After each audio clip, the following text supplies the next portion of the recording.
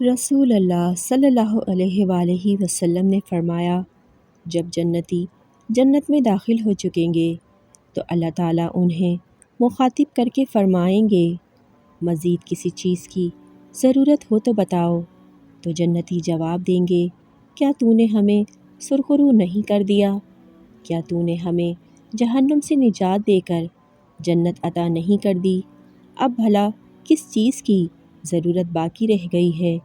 پھر پردہ اٹھے گا اور جنتی اللہ تبارک و تعالیٰ کو اپنے سامنے دیکھیں گے، اور اس سے زیادہ محبوب کوئی اور نعمت ان کے نزدیک نہیں ہوگی۔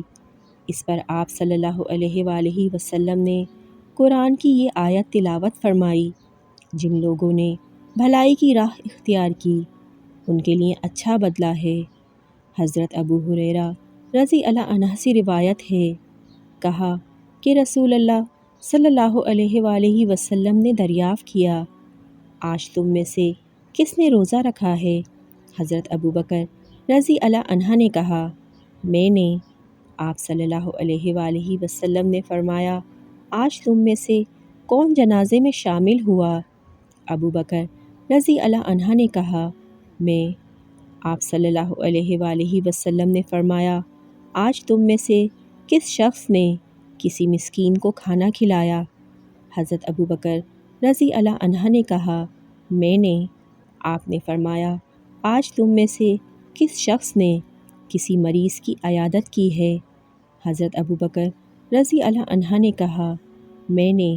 رسول اللہ صلی اللہ علیہ وآلہ وسلم نے فرمایا، جس کسی آدمی میں یہ سب اوصاف اکٹھے ہوتے ہیں تو وہ جنت میں داخل ہو جاتا ہے۔ حضور اکرم صلی اللہ علیہ وآلہ وسلم نے فرمایا، 3 شخص ہیں جن پر اللہ عز و جل نے جنت حرام فرما دی ہے۔ ایک تو وہ شخص جو ہمیشہ شراب پیے، دوسرا وہ شخص جو اپنے ماں باپ کی نافرمانی کرے، اور تیسرا وہ یعنی بے حیا جو اپنے گھر والوں میں بے غیرتی کے کاموں کو برقرار رکھے، یعنی جو لوگ قدرت کے باوجود اپنی عورتوں اور محارم کو بے پردگی سے منع نہ کریں، وہ جنت سے محروم ہیں۔